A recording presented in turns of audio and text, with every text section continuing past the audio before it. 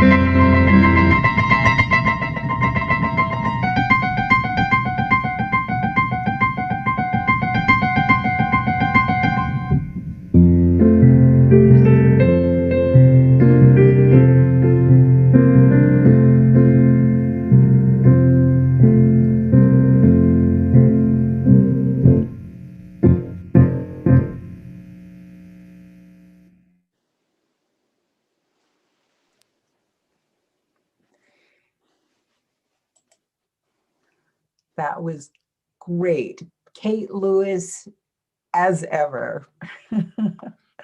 Our opening words this morning are Blessing for the People's Inauguration by poet Bryn Saito. The People's Inauguration was a 10-day virtual event that began on January 21st and ended yesterday. It was created by Valerie Carr, founder of the Revolutionary Love Project. This morning you woke to wren song in the house of winter. There was tea or there wasn't. There were sirens coating the avenues, or snows packed against the glass, or western sunlight lacing the haze of a coastal sky. There were fires followed by freezing, followed by sickness, followed by war. So you went to the garden, or you shuddered before the television, or you dressed again for the front lines in this unsheltered season of gunmetal grief. But every oath tells a new story. It's the story of a daughter stepping to the mic at the century's beginning and reciting her future. It's the story of a dreamer with their bone-tired body still turning towards wonder. It's the vision of a son, unbroken by night and lifting a spoon to his mother's mouth in healing. It's the story of we the people, grieving and strong, breathing through the fires of this country's transitions while tending to history's wounds.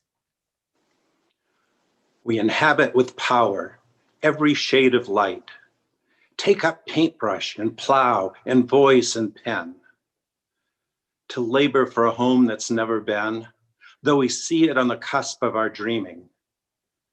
This shoreline is a threshold. We can almost taste the sea. Dear steady accomplice, will you stand beside me and call in the future with your prodigal heart? Dear country at a crossroads, will you bloom with songs of your ancestors, like the lotus on a mud pit, floating with a spirit of bloodless protest? Dear grandmother and grandfather, I remember your struggle, what right have I to forget? Now step with me into the freedom field. We've made it this far.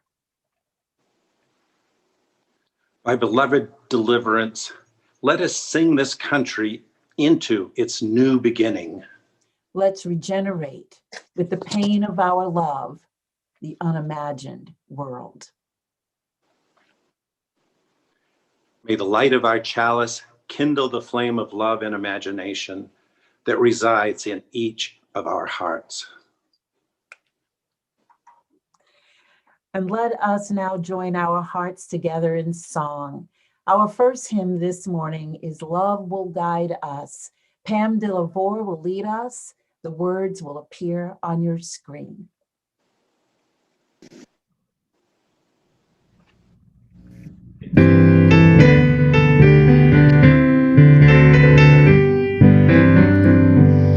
Love will guide us, peace has tried us, hope inside us will lead the way on the road from greed to give.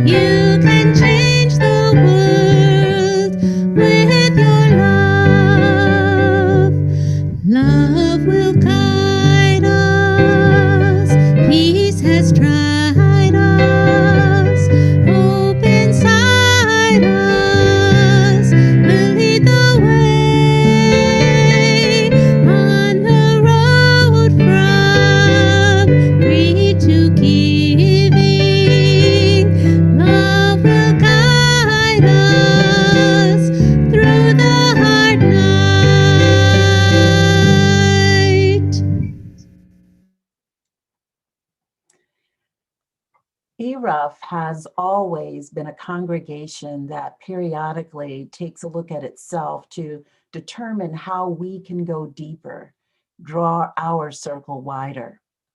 We did this in earnest back in the 1990s when we engaged in a study process as a congregation through the Unitarian Universalist Association to become a congregation welcoming of the LGBT community. And we became just that, well before laws or government policies were put into place, because we know that while laws and policies are vitally important, the world also needs our transformed hearts.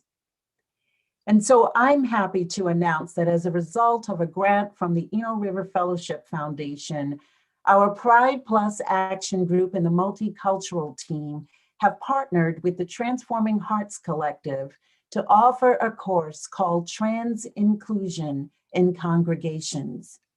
Beginning February 8th, over 6 sessions, we as a congregation are invited to deeply explore the intersection of trans and non-binary identity, spirituality, and faith community. It's an important opportunity to transform our awareness as we examine the full breadth of gender diversity and how we can become even more open, affirming, and welcoming as a congregation. Information on this program and how to register will appear in the chat box. And an important note, when you register, you'll be taken to a non-ERUUF website. You will not have to pay for this class. I'll say it again, you will not have to pay for this class. And that's as a result of the generosity of the Eno River Fellowship Foundation. It is free to all of us. When registering, just type ERUUF as the coupon code. This is important work, my friends, and an important opportunity for us all. I hope you'll join us.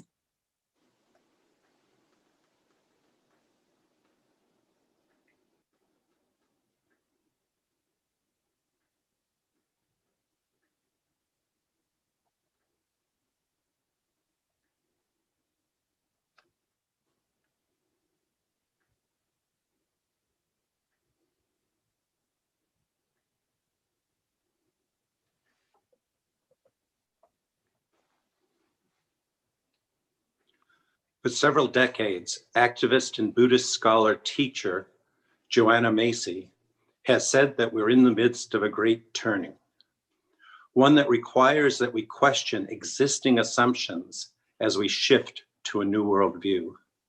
She said in an interview, "People are wising up to the assumptions and agreements that allow a few to get richer and richer, while more and more people sink below the poverty line. Fresh social and economic experiments are sprouting, and new alliances are forming too. But new conditions and new ways of production and distribution are not enough for the great turning. They will shrivel and die unless they are rooted in deeply held values, in our sense of who we are, who we want to be, and how we relate to each other in the living body of Earth." That amounts to a shift of consciousness, which is actually happening now at a rapid rate. This is the third dimension of the great turning. And it is, at root, a spiritual revolution, awakening perceptions and values that are both very new and very ancient, linking back to rivers of ancestral wisdom. Of course, consciousness shift by itself is insufficient for the great turning. You also have to have holding actions and the creation of alternative structures. These 3 dimensions are totally interdependent and mutually reinforcing. I love seeing it this way because it gets us off that dead argument. Is it more important to work on yourself, or is it more important to be out there on the barricades? Actually, we have to do it all. And as we do it together, it gains momentum and it becomes more self-sustaining. I often imagine that future generations will look back and say, oh, bless them, those ancestors were right there in the Great Turning. There was so much they had to change, and they didn't even know if they could pull it off. And we might not pull it off. Actually, the very fact that there's no guarantee of success is what we draw forth our greatest courage and creativity. If I could give you a pill or a potion to convince you that everything is going to be okay, that would hardly elicit your greatest and purest creativity and chutzpah. Our time to come alive is right now, on this edge of possibility. From our own life experience, we know that there's never a guarantee, whether it's in falling in love or devoting ourselves to a piece of land, turning the soil and watching for rain. We don't ask for proof that we'll succeed and that everything will turn out the way we want. We just go ahead because life wants to live through us.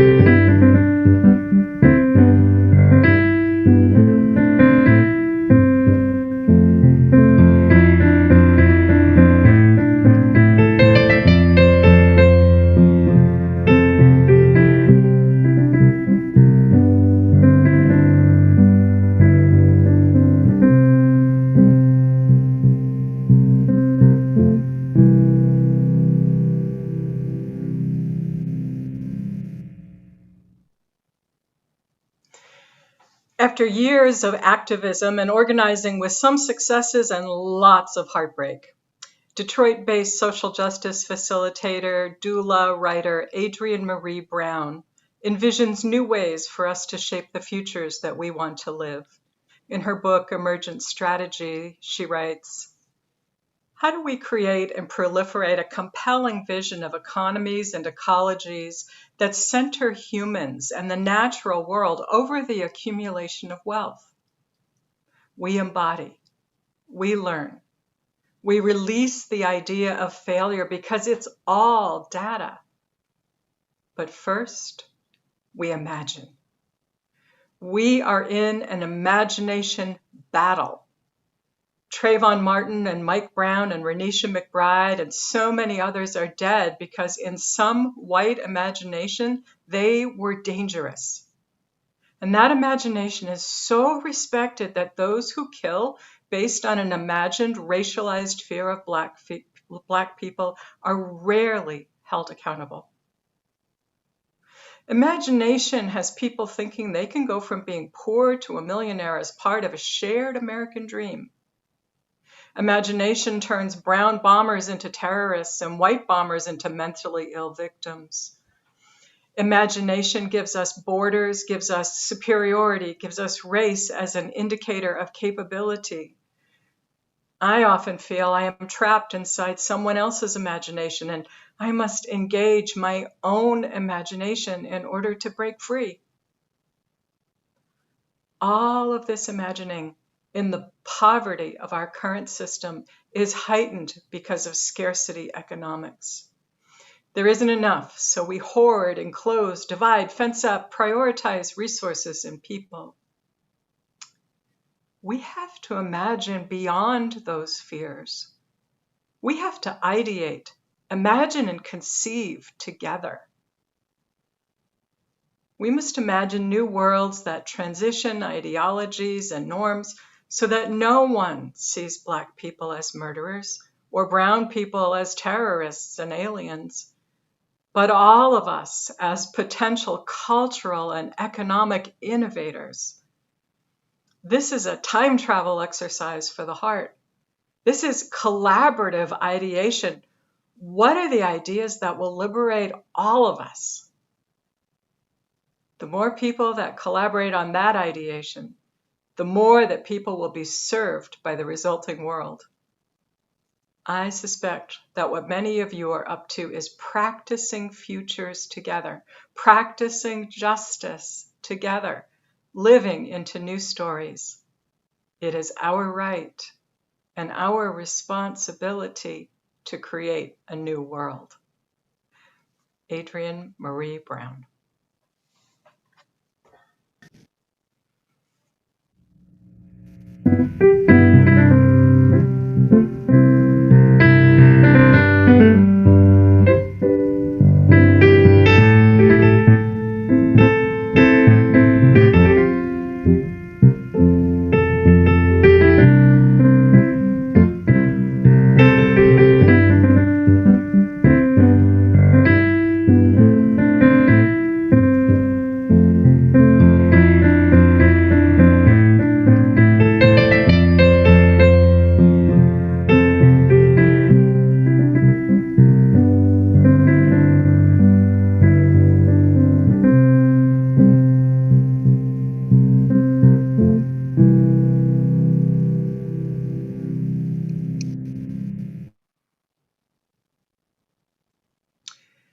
It's time for this morning's meditation and prayer, and I invite you to join me in the spirit of love and the spirit of imagination.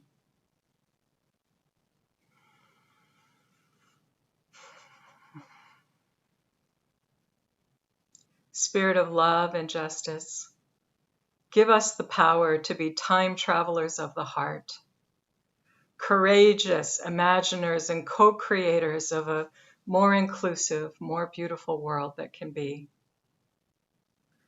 Children at play, happy and sure. Caring adults watching over them. It's safe to be outside and it's fair at school. Elsewhere, no dread of an empty cupboard or at the cash register as the grocery bill adds up. No landlords indifferent to mold and infestation. No predatory lenders. A paycheck that makes it possible to take care of life's basics with dignity. Bullying by crass adults not tolerated anywhere by anyone. Civility valued as the oil that helps the creaky gears of democracy turn more smoothly in the State House and closer to home. Dialogue across difference is the norm that brings innovation. Inclusion isn't nice, it's necessary. Affordable health care and clean energy and clean transportation, public gardens with edible plantings, and art that citizens create together sometimes or just appreciated others. Protected wild places that remind us of who we are and whose we are, and that we are part of it all, and that what befalls the earth is our fate too. We pause for a moment of silence, a time of imagination.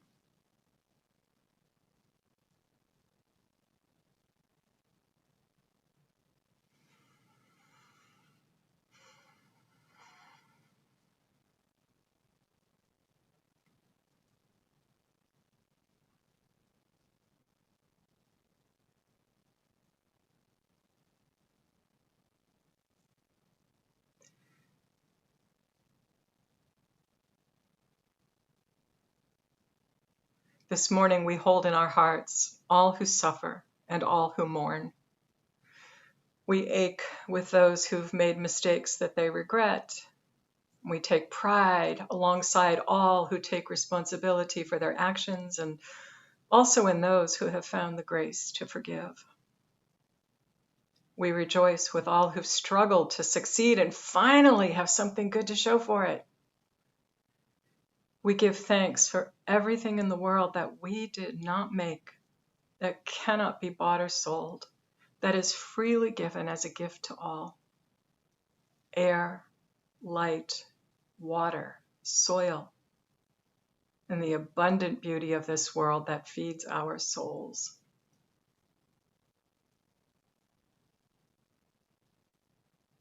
With gratitude that sings through our blood, through our lungs, that brings a song of thanks to our lips. With each breath we breathe, we sing, we pray, thank you, thank you, thank you, and amen.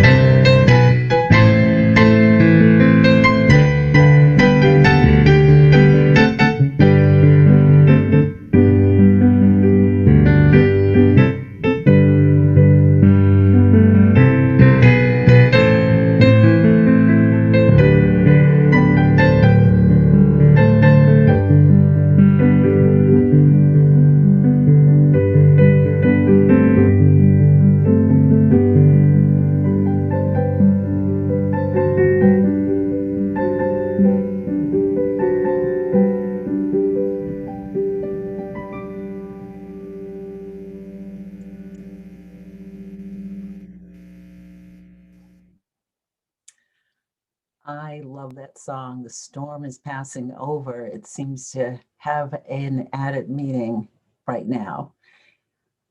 Over the past couple of weeks, I have received email from various groups describing events focused on a theme that seems to be resonating everywhere: imagination. But not simply imagination, reimagination. The People's Inauguration dedicated an entire day to the topic. Another group's upcoming conference theme is Radical Reimagination for Transforming Communities. And the one that has stuck with me most is this year's theme for North Carolina's NAACP's annual HKONJ Mass Moral March, which has the theme, Hope in Action, Living a New World into Existence. Something that certainly requires our reimagination. Something that is clearly on people's minds. Something has caught hold. The acronym HKONJ stands for Historic Thousands on Jones Street being in the state capital district of Raleigh. And rain or shine, cold or balmy, in years past, the annual march has been an event we here at ERUUF, along with UUs across North Carolina and sometimes UUs visiting from outside of our state, participate in each year. Because of the COVID pandemic, as with many things, this year's 15th annual HKONJ gathering is taking place virtually on Saturday, February 13th from 10 a.m. to 12 noon. Do consult ERUUF's e-news or the event calendar on our website beginning next week for information on how to get registered so that you are able to attend the virtual event. In years past, when we were not in the middle of a pandemic or in the shadow of government insurrection, we have participated with thousands upon thousands of people at this march, listening to speeches and cries for justice, with many participants lifting up signs which name injustices taking place within our state, our country, our world. At these times, I have often been reminded of the words of social rights activist and public theologian Ruby Sales, who said, "Injustice breeds chaos." Injustice breeds chaos. What our nation is experiencing at this time is the culmination of the injustices we have lived with for far too long, impacting the lives of far too many.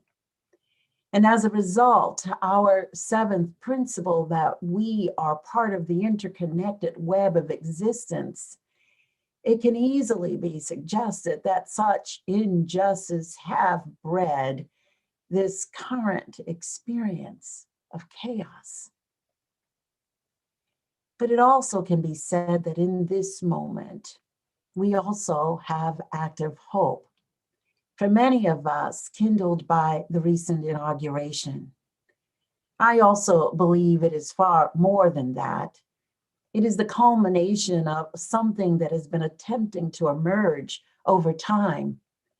Nearly 40 years ago, activist and Buddhist scholar and teacher Joanna Macy began noticing it as what she calls the Great Turning, an inevitable shift in consciousness because the world, our planet itself, is changing. And our very existence as communities, as a nation, as a world, currently demands our greatest courage and creativity if we are to survive. One of the aspects of my work that I so appreciate is in being staff partner to ERUUF's Justice Ministry, which engages in work so integral to our values as Unitarian Universalists and to our identity as a congregation. I have never considered myself an activist or a justice organizer, just someone on the margins who has found that engagement with practices of justice has always been an inescapable aspect of my daily living. This past week especially, my heart has been filled to the point of bursting as I have been immersed with others in justice activities, both locally and globally.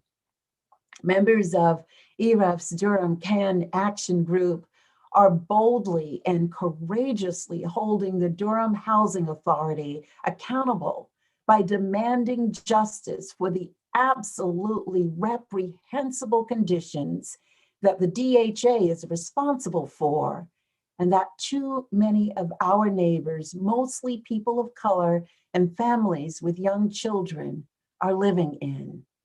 I lift up our Durham Can Action Group. They are speaking and standing up and in solidarity with our neighbors.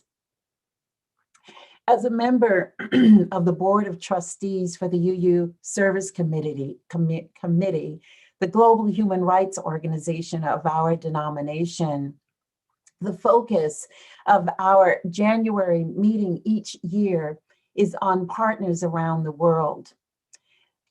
This week, we heard from our Rohingya activists about the atrocities and genocide that they're meeting with incredible creativity and courage as they fight for justice.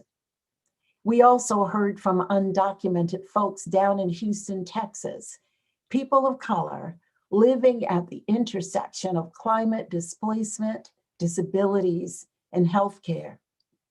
And get this, when American citizens have nowhere else to go because of the inequities in our healthcare system, they turn to this community of disabled, undocumented people for the resources they can't get elsewhere.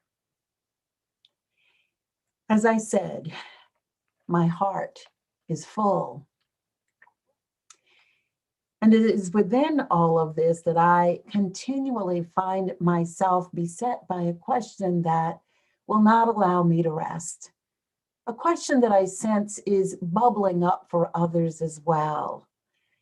In our efforts for justice, equity, and freedom and liberation, my heart has wanted to know, in our interconnected web of existence, what are we imagining the world with justice and freedom will look like when it gets here? What is our vision for the world? The world we are presently standing, as Joanna Macy says, on the edge of possibility with an opportunity of reimagining. Poets, especially those who are on the margins, often articulate a longing for a different world and an understanding of how necessary it is to cast a vision for the world we want to see. In her poem, On the Pulse of Morning, written for Bill Clinton's inauguration in 1993, Maya Angelou said, "Each new hour holds new chances for a new beginning. Do not be wedded forever to fear, yoked eternally to brutishness. The horizon leans forward, offering you space to place new steps of change." And Langston Hughes said, "I dream a world where man no other man will scorn, where love will bless the earth and peace its paths adorn. I dream a world where all will know sweet freedom's way, where greed no longer saps the soul, nor avarice blights our day. A world I dream, where black or white, whatever race you be, will share the bounties of the earth, and every person is free, where wretchedness will hang its head and joy, like a pearl, attends the needs of all mankind. Of such I dream my world." And of course, the young Amanda Gordon, who captivated and inspired us little over a week ago with her inaugural poem, said, "We will rebuild, reconcile, and recover, and every known nook of our nation and every corner called our country, our people, diverse and beautiful, will emerge, battered and beautiful. When day comes, we step out of the shade, aflame and unafraid. The new dawn blooms as we free it. For there is always light if only we're brave enough to see it, if only we're brave enough to be it." And in perhaps one of the most famous speeches ever given, Reverend Dr. Martin Luther King Jr. said, "I have a dream one day on the red hills of Georgia, sons of former slaves and sons of former slave owners will be able to sit down together at the table of brotherhood." I believe all these words linger with us because they are a demonstration of prophetic imagination that captures our imagination, allows us to see a specific vision for the world each of these people are dreaming about, and we cannot help but connect it with our own dreams. Activist Adrienne Marie Brown points out in her work on emergent strategy for changing the world that imagination is powerful. And while it does indeed create oppression and injustice, she also says we have to imagine beyond those fears.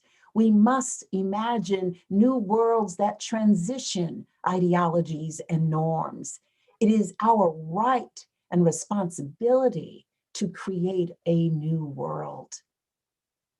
We must use our imagination to articulate and create a vision for the world we want to see, to know what we want when freedom and justice comes, what it looks like, feels like, tastes like, smells like, how my life, our lives will be different in specific ways day to day. I think Reverend Cayer really captured that in her prayer this morning. And as I have done at other times, I invite each of us at some point in the next week to engage in a similar reimagination exercise, asking ourselves, what is my best possible vision of the world I'd like to see come into being? Get quiet and listen to the depths of your heart and capture its overflow in writing as a reflection of how you are reimagining our world. Then place this writing on your altar, or frame it and hang it on your wall, or fold it and hold it in your wallet. Most of all, look at it frequently to remind yourself of the possibility you are committed to living into. The possibility that is the heartbeat of your deepest longings and the work that you do. We do this personal work as a first step in shifting our collective consciousness, work that is, as Joanna Macy says, at root, a spiritual revolution, awakening perceptions and values that are both very new and very ancient, linking back to rivers of ancestral wisdom. And as Adrienne Marie Brown says, we have all the information we need to create a change. It isn't a matter of facts. It's a matter of longing, having the will to imagine and implement something else. If we do not connect with a vision for a world we want to see, we risk running around like hamsters on a wheel, marching, singing, writing petitions, signing petitions, going to rallies, appealing to our elected officials for the rest of our days and our children's days. And if anyone's left after that, for their children's days. We risk unconsciously moving the furniture around, but keeping the systems and structures which create the oppression in place, allowing the breeding ground for injustice to remain fertile, and risking becoming complicit in oppression by recreating what we already had. Only now our person is in charge. Now, I'm not saying don't vote, don't march, don't do all that you're doing. What I am saying is that the best way to manage our energies and our capacities is to have personal clarity about what we're marching for, what world we're creating now, because our future is not created tomorrow, it's being created now, in this moment, by us. Exercising, strengthening our imagination is important because we can only become what we imagine is possible. Ruby Sales said that she lived when America became what it had the capacity to become. I've been wondering ever since I heard that statement, what is America's capacity to become now, in this moment? And how might we expand that capacity? Ruby Sales says, we are not entrapped by bad history. We are being called to become co-creators of something new. And so perhaps we have a vision. What then? It's always tempting to move to the doing. We are a smart, action-oriented people, and that's great because the doing is important. But you've heard me say this before. Take a breath pause for a moment, because it is our ways of being that count most.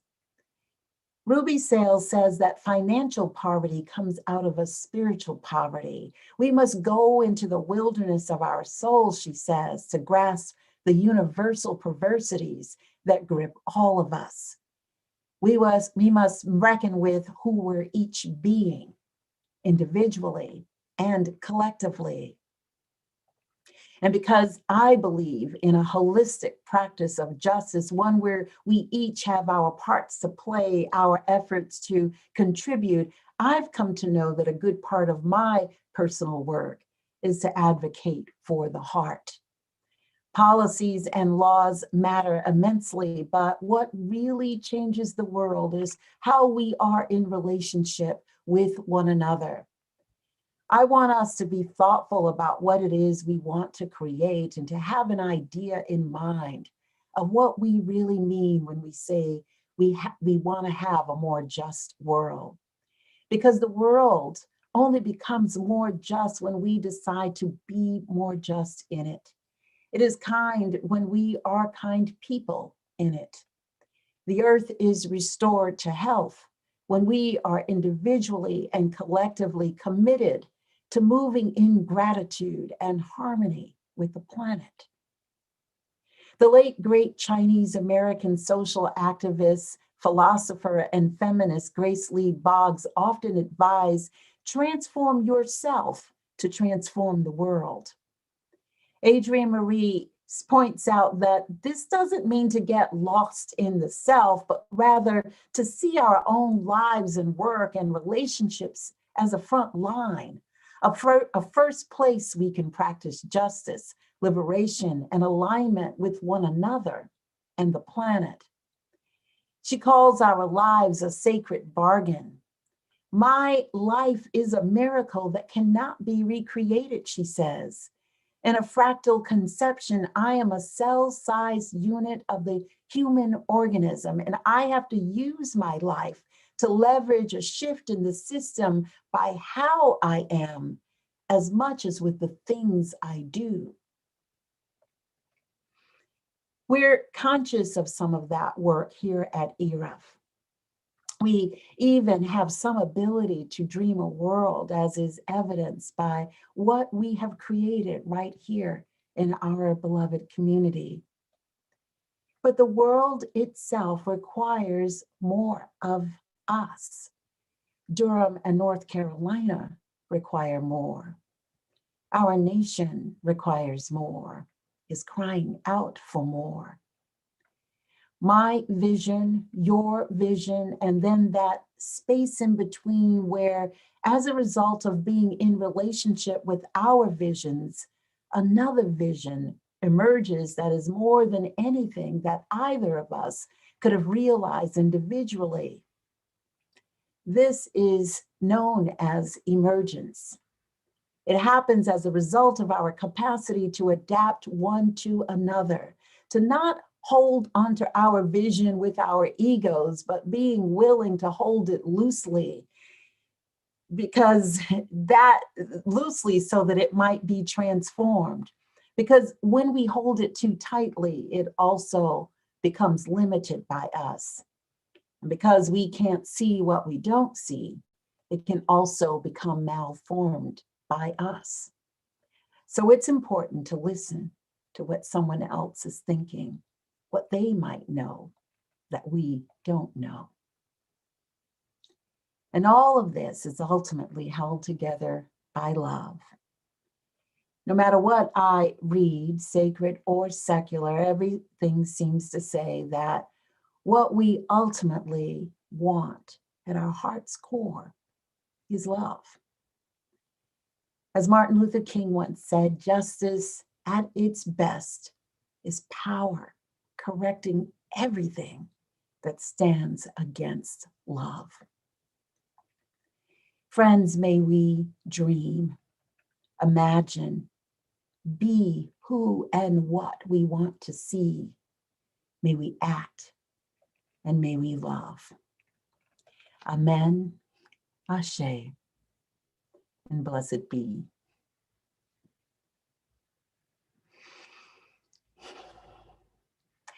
Each week, we join together in beloved community, even virtually online, giving the best of our talents and our gifts to create this beloved community. And we also give our financial gifts. And so at this time, I invite you to give as you can. You will see a link that will appear in the chat box, or you can go directly to our website, ERUUF.org, to give online, or you might also, if you wish, send a check. And as we have this time of giving, we will have our song, I Dream a World, a song of Langston Hughes's poem set to music, sung here by Pam DeLavore, accompanied by Kate Lewis on piano.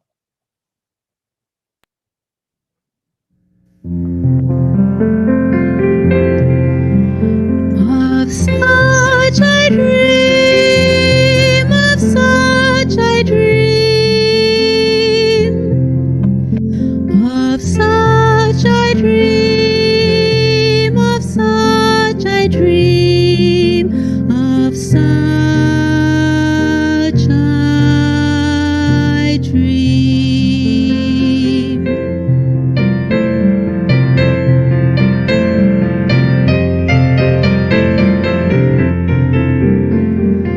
I dream a world where man, no other man will scorn, where love will bless the earth and peace its path adorn. I dream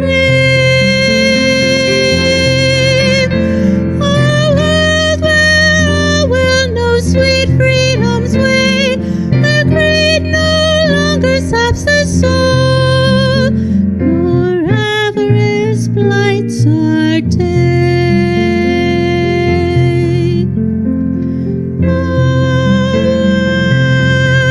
I dream, where black or white, whatever race you be, will share the bounties of the earth, and every man is free. Of such I dream, of such I dream, of such I dream, of such I dream, of such I dream,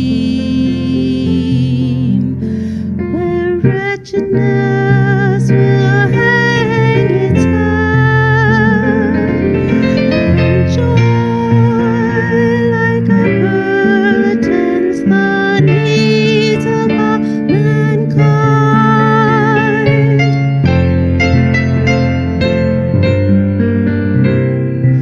Oh, of such I dream.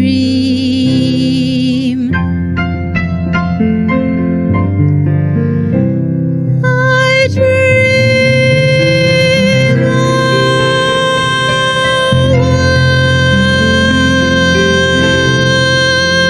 world.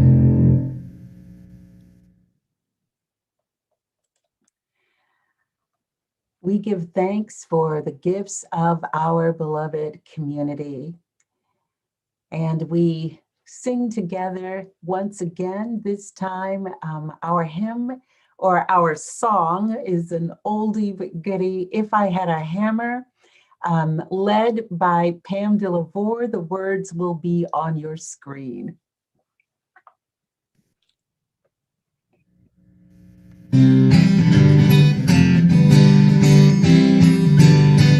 If I had a hammer, I'd hammer in the morning, I'd hammer in the evening, all over this land. I'd hammer out danger, I'd hammer out warning, I'd hammer out the love between my brother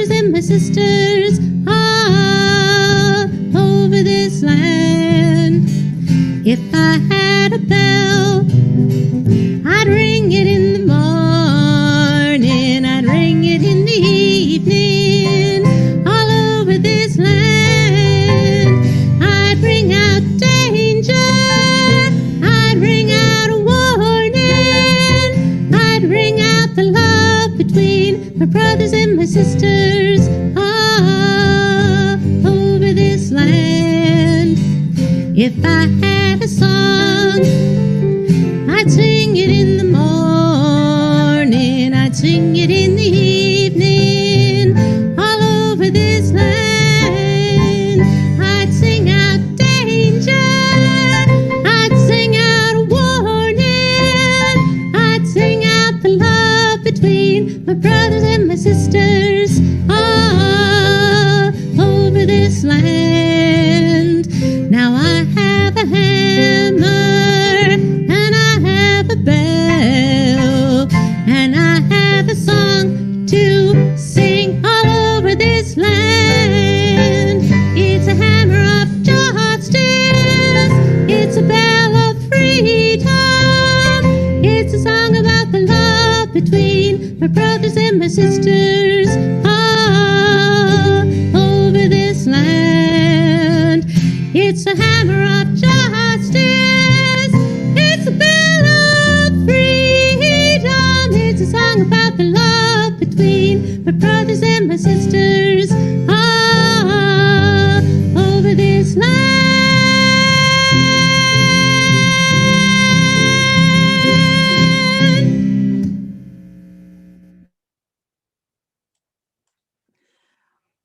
And so our closing words today are being specially presented here this morning by our multicultural team as they do together I Dream a World by Langston Hughes. This is another group that I have the great honor and privilege to be staff partner to. And their work and what they create here at ERUUF is certainly just imagines the world that we want to see. So here now is the multicultural team and Langston Hughes' poem, I Dream a World. I dream a world where man, no other man will scorn, where love will bless the earth, and peace its paths adorn. I dream a world where all will know sweet freedom's way, where greed no longer saps the soul, nor avarice blights our way.